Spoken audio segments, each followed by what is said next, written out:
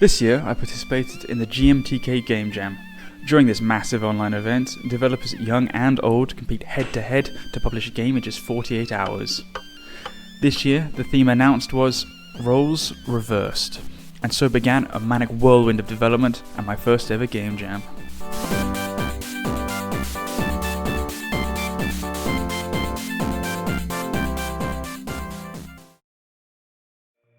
Now, I've seen enough devlogs to know that the first step in any game jam is to think up as many random ideas as possible and then pick the one that sounds the most promising. Unfortunately, I could only come up with one. That idea was to make an incomplete, isometric world in which an AI character would run around looking for various things, such as wood or water. The player would then have to place pieces of terrain to stop the AI from falling off the edge of the map, while also balancing the amount of terrain currently in the scene so that the game doesn't crash. This is basically how many games are optimized, only loading what is near or visible to the player to save on computation, although this usually isn't being done by a human hiding inside your computer, as far as I know. Unfortunately, this idea didn't really feel right to me. I had only made very basic 3D games before, and I was doubtful about how fun this idea would actually be to play. Instead, I decided to reel back the scope to make it so that, rather than being in charge of the entire world, the player would only be placing various traps around some pre-made levels. These levels would then be traversed by a load of leaping AI characters. This would also allow me to force the player back through their own traps at the end, making it a balancing act between placing traps in the best possible positions while also leaving a clear path back.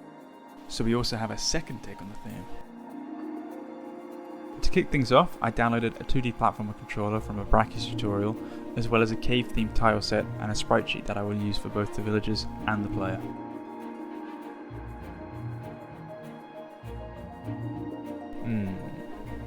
That feels good. Anyway, onto the development. Let's turn this cheerful little chap into an angry artificial intelligence that's hell-bent on sending the player to an early grave. In the interest of time, I will just make the villagers run directly towards the exit, with a random chance of jumping every now and then. And let's also give it a raycast so that it jumps whenever there is a part of the level directly in front of it. This will help to avoid it getting stuck on any steps. So that's the angry villager done. Well, it may not seem intimidating with just the one, but wait until there's a whole horde of them coming to knock on your door at 7 AM. And in order to have that, we need to have a spawner.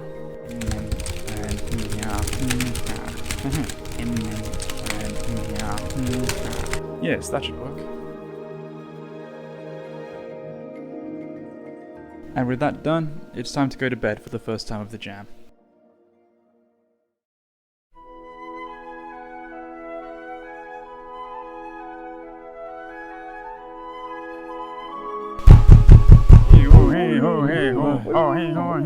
What's that?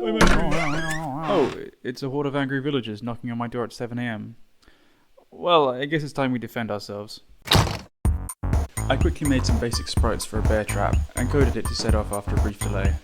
And there we are. Oh, wait, that's not great. Okay, I fixed that and changed the animation to make it more noticeable when a villager dies. Ah, very satisfying. Now it's time to start placing the traps. So let's add a basic menu using a canvas, a horizontal layer group, and some buttons. The buttons are populated based on 3 lists, which makes it fairly easy for me to adjust the number of traps I want to allow in each level.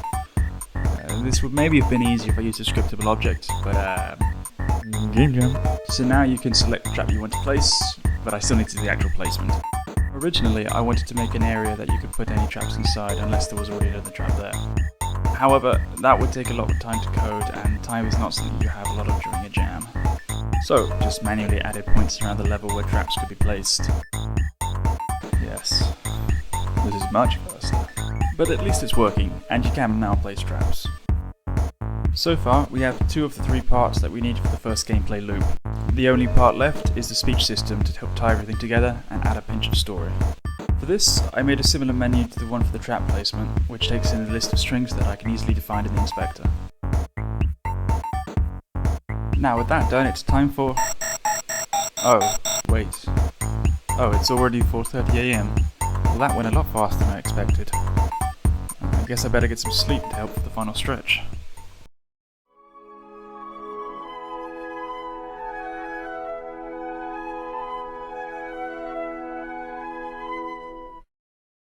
After some much needed sleep, I started the final day by making an even more basic sprite for the next trap, one that shoots out arrows at regular intervals. Of course, this trap goes on the wall, so I needed to find some more location points for it. Whenever the player places a trap, I am now saving its position and type to a static class. This is persistent between scenes so that I can easily respawn them at the correct locations when the player goes back through the cave at the end. With 2 trap types ready, I made some additional levels that can make the most out of each of them. Some long corridors for the arrows, and some floating platforms for the bear traps. If I had more time, one of the main things I would like to add is some more variety to the traps. For example, a fire sprinkler that repeatedly deals AoE damage. I think this could pose some interesting challenges regarding best placement, and also be very satisfying for killing high numbers of villagers. Something for the future perhaps. The reverse gameplay is one of the most important mechanics of the entire game. Unfortunately, as it depended on basically all of the other elements, I had to wait until the very end before I could start implementing it, which was a tad stressful to put it mildly. Fortunately, the only thing needed to do was to make some B-side scenes and make sure that they are loaded when all the villagers are dead. That was actually surprisingly easy. Oh wait, there's only 3 hours left until the deadline. Time to speed up. Main menu, grab a background image from itch, think of a name, that'll do, make buttons do things. You have the option to choose the number of villagers. How's that for a difficulty setting? Great, everything seems to be working. Time to upload. Make the build. Now just to upload to itch, and it's stuck at 0%. Oh, no worries, the deadline is extended by an hour. Okay, it's 40 minutes later and it's still at 0%. I'm a bit stressed now. Come on, move you stupid. There we are, everything's fine. What a lovely day it is too. Overall, I enjoyed my first game jam a lot. It was even more stressful than I'd expected, but I also learnt a huge amount. And now I even have a completed game on my itch page. Unfortunately, shortly after the submission deadline, I noticed there was a pretty bad glitch in level 3 that made the villagers just jump up and down. It wasn't a game-breaking glitch, but still, after 48 hours of working flat out, it was pretty heartbreaking to see all my hard work stained by a dirty bug. But anyway, let's move on to the final result. Drumroll please.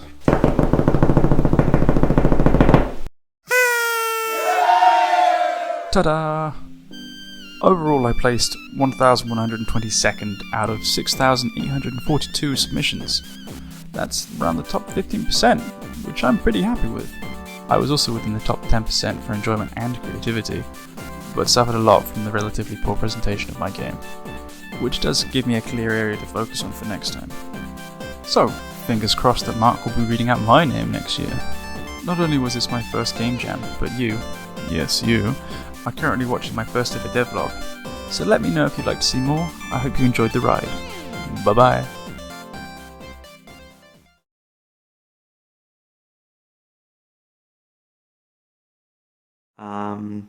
How do you come up with the themes? Asks Sharp Dressed Bear. Good question. Usually